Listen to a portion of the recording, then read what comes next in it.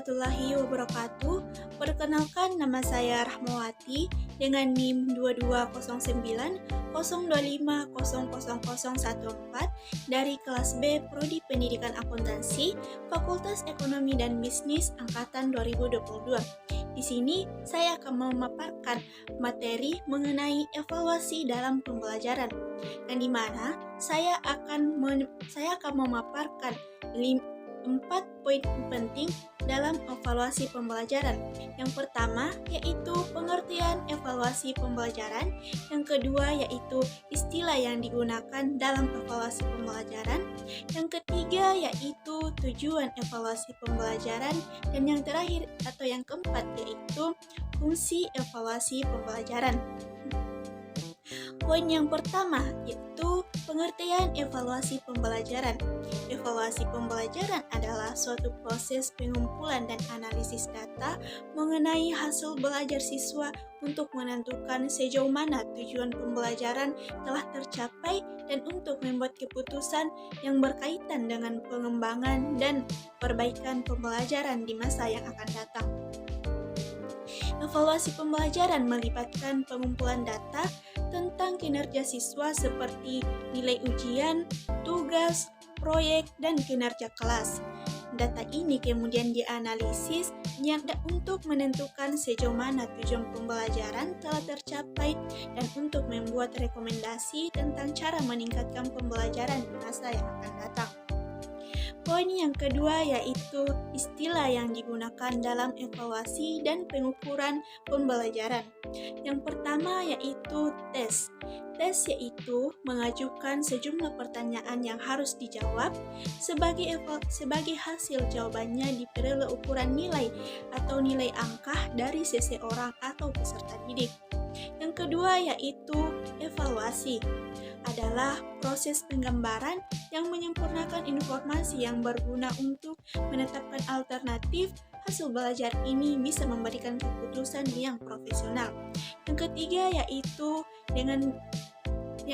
yaitu pengukuran, yaitu dengan menggunakan observasi, skala rating, dan alat lain yang membuat kita dapat memperoleh informasi dalam bentuk kuantitas. Yang keempat yaitu assessment, yang dapat digunakan untuk memberikan diagnosa terhadap problem seseorang. Yang perlu ditekankan di sini bahwa yang dapat dinilai atau dievaluasi adalah karakter dari seseorang, termasuk kemampuan akademik, kejujuran, dan kemampuan dalam mengajar. Poin yang ketiga yaitu tujuan evaluasi pembelajaran. Ada beberapa poin penting dalam tujuan evaluasi pembelajaran, yaitu yang pertama, penilaian berfungsi selektif. Dengan cara mengadakan penilaian, guru mempunyai seleksi atau penilaian terhadap peserta didiknya dengan tujuan untuk memiliki peserta didik yang dapat diterima di sekolah tertentu, yang dapat naik kelas, yang seharusnya dapat berprestasi, dan lain-lain. Poin yang kedua yaitu penilaian berfungsi diagonik. Apabila alat yang digunakan dalam penilaian cukup memenuhi persyaratan, maka dengan melihat hasilnya, guru akan mengetahui kelemahan peserta didik. Di samping itu, diketahui pula sebab-sebab kelemahan itu. Yang ketiga yaitu penilaian berfungsi sebagai penempatan. Pendidikan yang berfungsi melayani perbedaan kemampuan adalah pengajaran secara berkelompok, yaitu untuk dapat menentukan dengan pasti di kelompok mana seseorang peserta didik harus ditempatkan. Digunakan suatu penilaian, sekelompok peserta didik yang mempunyai hasil penilaian yang sama akan berada dalam kelompok yang sama dalam belajar. Yang keempat yaitu penilaian berfungsi sebagai pengukur keberhasilan. Yang kelima, fungsi dari penilaian ini untuk mengetahui sejauh mana dari program diterapkan.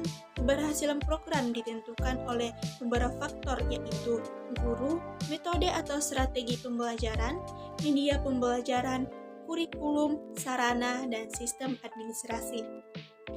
Poin yang keempat yaitu tujuan evaluasi pembelajaran.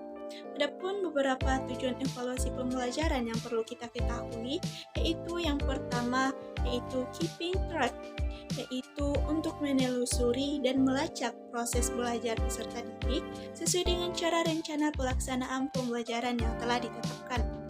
Yang kedua, yaitu checking up, yaitu untuk mengecek ketercapaian kemampuan peserta didik dalam proses pembelajaran dan kekurangan-kekurangan peserta didik selama mengikuti proses pembelajaran.